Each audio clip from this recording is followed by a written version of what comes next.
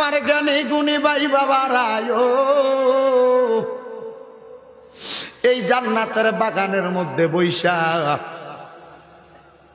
আজকের মতো একটা ওয়াদা করেন, যদি আল্লাহর কোরআন তেলাওয়াত করতে পারেন বেশি বেশি করে করবেন, আর যদি কোরআন তেলাওয়াত না করতে পারেন তাহলে ওই আল্লাহ পাক রব্বুল আলামিনের কোরআন শরীফটারে দইরা খুইলা হইলো তাকায়া থাকবেন।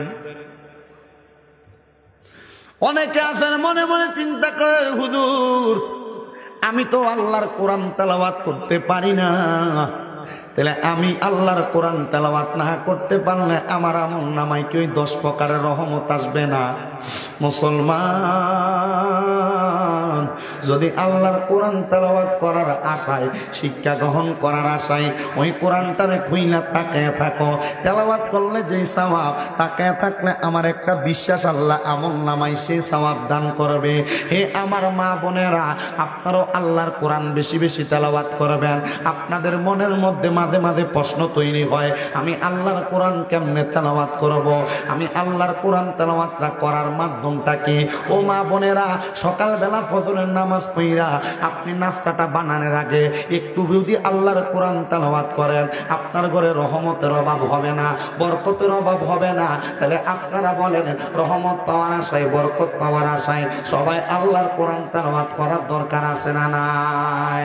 ওই আল্লাহ পাক রব্বুল আলামিনের কোরআন তেলাওয়াত করার আগে আপনারা মুহাব্বতের আওয়াজে বলেন, আমরা সবাই আল্লাহর বান্দা। কথাটা সত্য?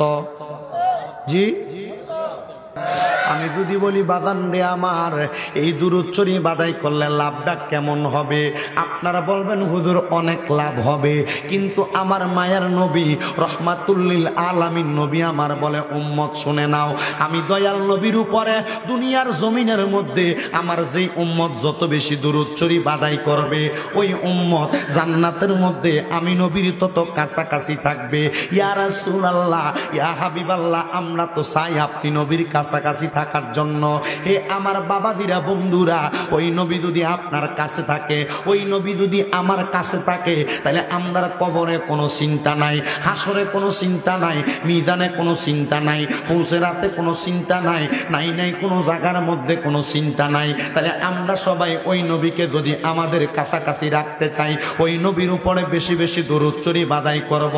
অপর হাদিস শরীফের মধ্যে আমার দয়াল নবী রহমাতুল লিল আলামিন নবী আমার বলে, উম্মত রে, আমি দয়াল নবী রহমাতুল লিল আলামিন নবীর উপরে যেই ব্যক্তি একবার দুরূদ শরীফ আদায় করবে, জান্নাতের মধ্যে তার জন্য একটা বৃক্ষ রোপণ করা হবে। জানতে চাই বাবাজিরা, বন্ধুরা, হোমনা বাজারে যদি আমার একটা দোকান থাকে, তাহলে ওই দোকানের মধ্যে আমার যাওয়ার ক্ষমতা আছে না নাই? জোরে বলেন, আছে না নাই? নবী বলছেন, একবার দুরূদ পড়লে জান্নাতের মধ্যে একটা গাছ লাগানো হয়। জান্নাতে যদি আপনার একটা গাছ থাকে, মরার পরে জান্নাত আপনার নিশ্চিত। মদিনার নবী বলে, দুরূদ শরীফের শুধু এই ফজিলত না, আমার নবীজি মসজিদে নববীর মধ্যে নবুয়ত প্রকাশ হয়েছে আমার নবীদের 40 বছর বয়সে। নবুয়ত প্রকাশ হওয়ার পরে আমার নবীজি 13 বছর জিন্দিগি ছিলেন মক্কাতে, 10 বছর জিন্দিগি কাটাইলেন আমার নবীজি মদিনাতে। নবী আমার যখন মদিনা শরীফের মধ্যে উম্মতে মুহাম্মদীর উদ্দেশ্যে সাহাবায়ে কেরামের কাছে কিছু বাণী প্রচার করতেছেন, এমন টাইমে আমার নবীর মজলিসে হযরত অনেক সাহাবায়ে কেরাম উপস্থিত, নবীজির প্রখ্যাত বড় বড় সাহাবায়ে কেরাম উপস্থিত ছিলেন। আমার দয়াল নবী বক্তব্য প্রদান করে, এমন টাইমে মদিনার রহমাতুল লিল আলামিন নবীজি যখন বক্তব্য আর তাকরীর প্রদান করতেছেন, আমার নবীজির ডান দিক দিয়া অনেকগুলা মৌমাছি আইসা কেমন জানি গুনগুন গুনগুন করতেছে। হযরত ওমর রাদিয়াল্লাহু তাআলা আনহু ওই মজলিসের মধ্যে বসা ছিলেন। হযরত ওমর রাদিয়াল্লাহু তাআলা আনহু রাগান্বিত হইয়া ওই জায়গার মধ্যে হযরতে ওমর রাদিয়াল্লাহু তাআলা আনহু তরবারিটা বাহির কইরা ডাক দিয়া কই, ইয়া রাসূলুল্লাহ, ইয়া হাবিবাল্লাহ, নবী গো, আপনি অনুমতি প্রদান করেন, এই মুহূর্তে আমি এই মৌমাছিগুলার গর্দান একটা একটা করে আলাদা করে দিব। নবী আমার জিজ্ঞাসা করে ওমর কেন রে? হযরত ওমর রাদিয়াল্লাহু তাআলা আনহু কয় ইয়া রাসূলুল্লাহ এই মৌমাছিগুলা আপনি নবীর জবান মুবারকের কথা শুনতে আমাদেরকে ডিস্টার্ব করে, আমাদেরকে ব্যাঘাত ঘটায়। আমার দয়াল নবী কয় ওমর রে এই মৌমাছিগুলা তো এমনে এমনে গুনগুন করে না। নবী গো কেন গুনগুন করে আপনার কাছে জানতে চাই। আমার দয়াল নবী রহমাতুল লিল আলামিন নবী কয় ওমর শোনো রে এই মৌমাছিগুলা মধু সংগ্রহ করার জন্য বিভিন্ন কালো ফুলের মধ্যে দেয়া বসে, লাল ফুলের মধ্যে দেয়া বসে, তিতা রসওয়ালা ফুলের মধ্যে দেয়া বসে, মিষ্টি রসওয়ালা ফুলের মধ্যে দেয়া বসে। ওমর শোনো রে শোনো রে শোনো শোনো এই মৌমাছিগুলা যখন তিতা রসগুলা মুখের মধ্যে নেয়, মৌমাছিগুলা মিঠা রসগুলা মুখের মধ্যে নেয়, এগুলা কোনোগুলা মিঠা কোনোগুলা তিতা থাকে। আল্লাহর কসম রে ও ওমর শোনে না এই মৌমাছিগুলা এই তিতা রসগুলা মুখের মধ্যে নিয়া আমি দয়াল নবীর উপরে দুরূদ শরীফ আদায় করে, এই দুরূদ শরীফের বরকতে আমার আল্লাহ মৌমাছির মুখের তিতা তিতা রসগুলা আমার আল্লাহ মিষ্টি বানায়া দেয়, মিষ্টি বানায়া দেয়। জানতে চাই বাবারা সামান্য একটা প্রাণী মৌমাছি যদি মদিনার নবীর উপরে দুরূদ শরীফ পড়ার কারণে তার মুখের তিতা রসটারে আমার আল্লাহ মিষ্টি বানায়া দেয়, আমরা তো দুনিয়ার শ্রেষ্ঠ মাখলুকাত আশরাফুল মাখলুকাত, আমরা যদি আল্লাহর নবীর উপরে দুরূদ শরীফ আদায় করি, আমরা জন্মের পর থেকে এখন পর্যন্ত যত গুনাহ করলাম আমার আল্লাহ চাইলে নবীজির দুরূদের উসিলায় আমরার জীবনের গুনাহ মাফ করতে পারে কি পারে না? তাহলে জবান খুলে জোরে জোরে দুরূদ শরীফ পড়েন। আল্লাহুম্মা সাল্লি আলা মুহাম্মাদ আল্লাহুম্মা সাল্লি আলা মুহাম্মাদ ওয়া আলা আলি মুহাম্মাদ ওয়া আলা আলি লাইভ ডে শুদ্ধি নবীর সনে প্রেমের ডোরি মনরে বান্ধ না, বলেন নবীর সনে প্রেমের ডোরি মনরে বান্ধ না, শয়নে সপনে দেখবা মদিনায় আল্লাহুম্মা সাল্লি মুহাম্মাদ ওয়া আলা আলি সাইয়্যিদিনা মুহাম্মদ।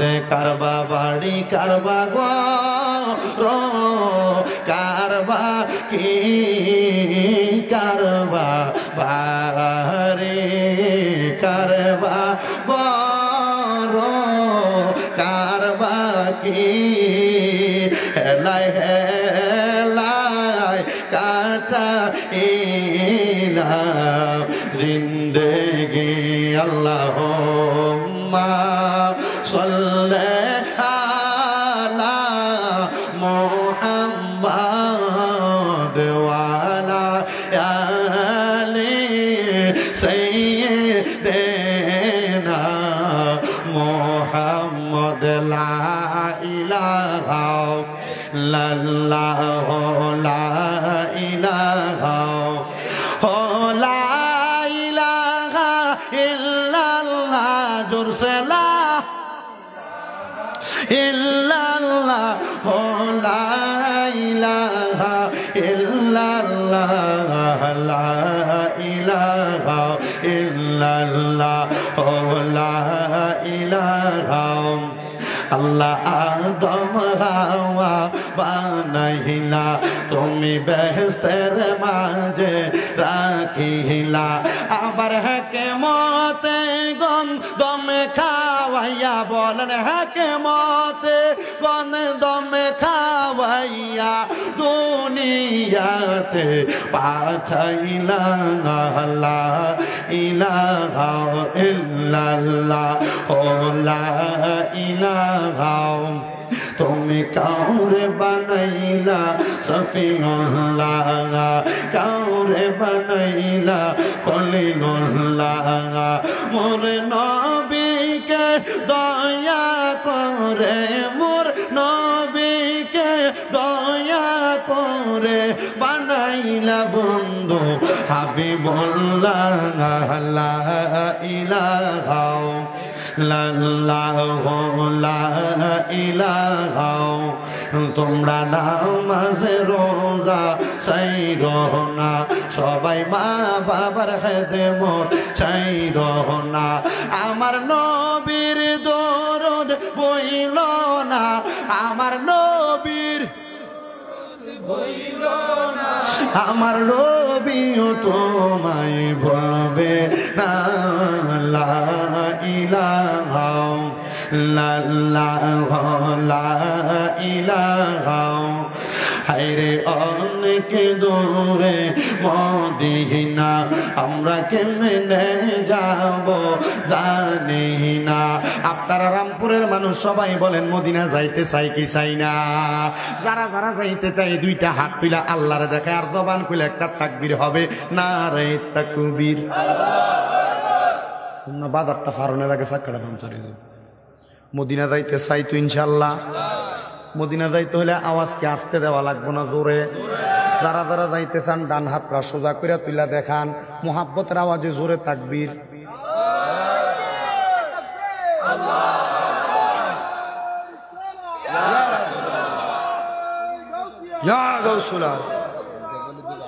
জিন্দা জোরে বলেন মারহাবা। জোরে পরে অনেক দূরে মদিনা, আমরা কেমনে যাব জানি না। দয়াল আল্লাহ দয়া করেন, আমার দয়া দয়া করেন, দেখান সোনার মদিনা। লা ইলাহা ইল্লাল্লাহু লা ইলাহা লা ইলাহা ইল্লাল্লাহু মুহাম্মাদুর রাসূলুল্লাহ সাল্লাল্লাহু আলাইহি ওয়াসাল্লাম। হে আমার রামপুর খলিফা বাড়ি এলাকার ভাই বাবারা, হে আমার পর্দার অন্তরালের মা বোনেরা, আজকে যারা জান্নাতের বাগানে বসলেন মুরব্বীরা, যুব সমাজের ভাইয়েরা, একটা জবানও কেউ বন্ধ রাখেন না। আমি এই মজলিসের মধ্যে বসলাম, আমি আগে সবচাইতে গুনাহগার আমারে দাবি করলাম। এবার আপনারা বলেন আপনাদের জীবনে গুনাহ আছে না নাই? এই বড় মজলিসে যারা যারা আছেন অবশ্যই সবার গুনাহ আছে, কারণ আমরা আল্লাহর বান্দা, আমাদেরকে আল্লাহ মানুষ বানায় পাঠাইছে। এই মানুষ মাত্র এই ভুল কথাটা আমাদের সবার আছে জানা। কিন্তু মুসলমান রে ও আমার পর্দার অন্তরালের মা বোনেরা, আমরার জীবনে আমরা যত গুনাহ করলাম সবার কথা বাদ দিলাম। আমি শামীম দাদার আজকের মাহফিলে প্রধান বক্তা বানাইয়া বসাইছেন। আমার জীবনের গুনাহ যদি আপনারা দেখতেন, আমার মাহফিলের মধ্যে বক্তা বানাইয়া বসাইতেন না। বাদ দিলাম আপনাদের কথা।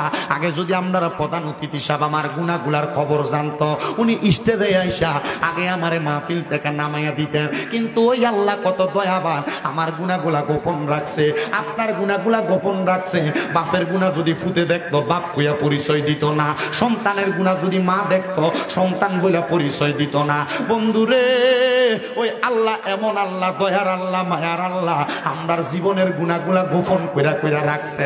একটা বার তো চিন্তা করলি না রে যুবক, ও মুরব্বী বাবারা, পর্দার অন্তরালের মা বোনেরা, ওই গুনার কারণে আপনাকে আমাকে কোন জাহান্নামের আগুনের মধ্যে পুরানো হবে? হাবিয়া নামক একটা জাহান্নাম, আল্লাহ পাক রব্বুল আলামিনের জাহান্নামের মধ্যে সবচাইতে নিকৃষ্ট জাহান্নাম। যে জাহান্নামের মধ্যে সকল জাহান্নামীদেরকে পুরাইয়া রক্তপুঞ্জগুলো একসাথে কইরা ফালাইবো।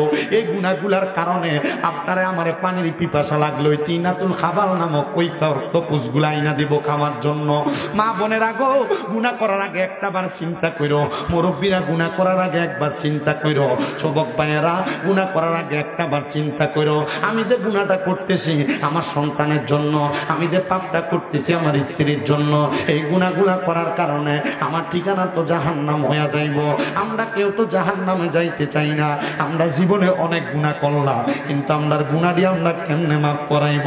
আসেন বাবাজিরা, ওই আল্লাহ পাক রব্বুল আলামিনের জিকিরের মাধ্যমে বান্দার জীবনের গুনাহগুলা মাফ হয়ে যায়। যাদের জীবনে গুনাহ আছে তারার কাছে আমার দাবি আছে, যারার গুনাহ নাই তারার কাছে কোনো দাবি নাই। যদি মনে করেন আপনার জীবনে গুনাহ আছে, চক্ষুটা বন্ধ কইরা দিয়া নিজের কলবের দিকে খেয়াল কইরা একটু নিজের গুনার কথা স্মরণ করে মুহাব্বতের আওয়াজে আল্লাহ পাকের ইসমে জাতের জিকির করেন আর জোরে জোরে পড়েন আল